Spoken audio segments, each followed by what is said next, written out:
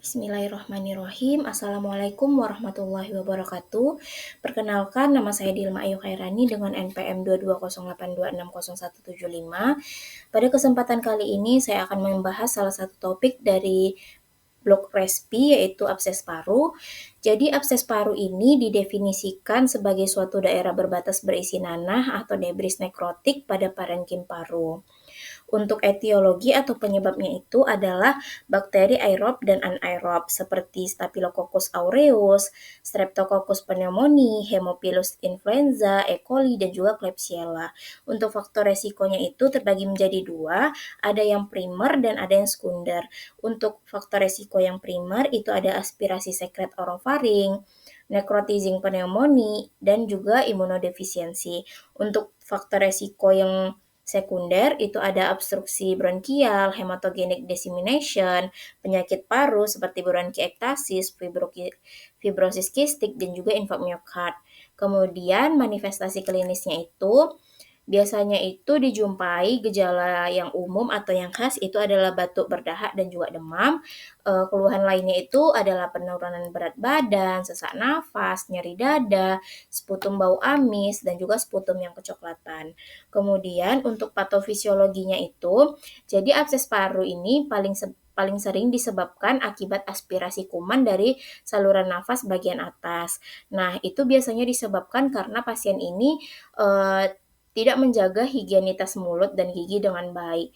Biasanya pasien akan datang dengan keluhan sakit gigi dan ataupun gigi berlubang, yang mana sakit gigi dan gigi berlubang ini akan banyak menciptakan kuman, yang mana kuman ini nantinya akan terus-menerus masuk dan menyerang saluran nafas bagian bawah dan berhenti dan bertahan di parenkim paru. Kemudian terjadilah infeksi lokal di bronkus, kemudian infeksi ini akan berlanjut ke bronkiolus, kemudian terjadilah trombosis atau penyumbatan.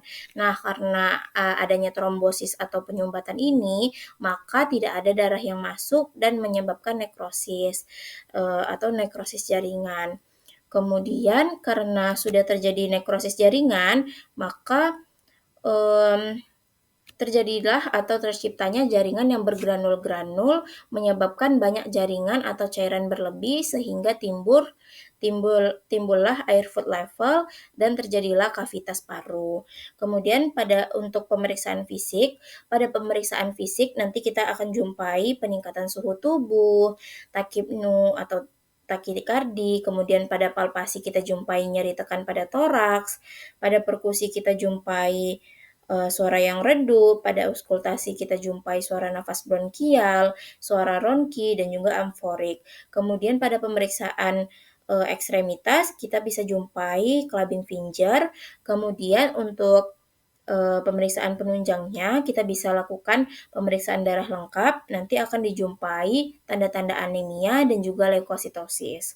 Kemudian kita bisa lakukan pemeriksaan kultur dahak atau pus untuk menentukan etiologi dari abses paru tersebut.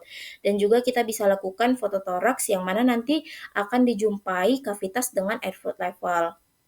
Kemudian untuk tata laksana dan komplikasi, untuk tata laksananya itu pada abses paru, langkah pertama yang kita berikan adalah pemberian antibiotik seperti metronidazol, clindamycin, ataupun penisilin atau antibiotik lainnya.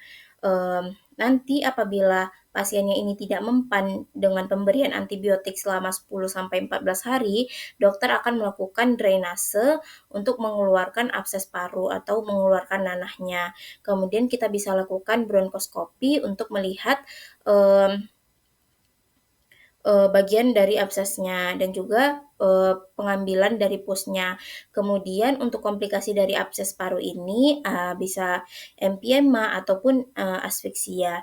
Yang mana empiema itu adalah kondisi ketika kumpulan nanah menumpuk dan menyebar ke dalam rongga selaput pelindung paru. Untuk asfiksia itu ada kekurangan oksigen karena adanya penyumbatan atau kelainan pada saluran pernafasan yang disebabkan oleh abses paru ini. Mungkin sekian yang dapat saya jelaskan, lebih dan kurangnya saya mohon maaf. Untuk referensi sudah saya cantumkan pada mind map, lebih dan kurangnya saya mohon maaf. Assalamualaikum warahmatullahi wabarakatuh.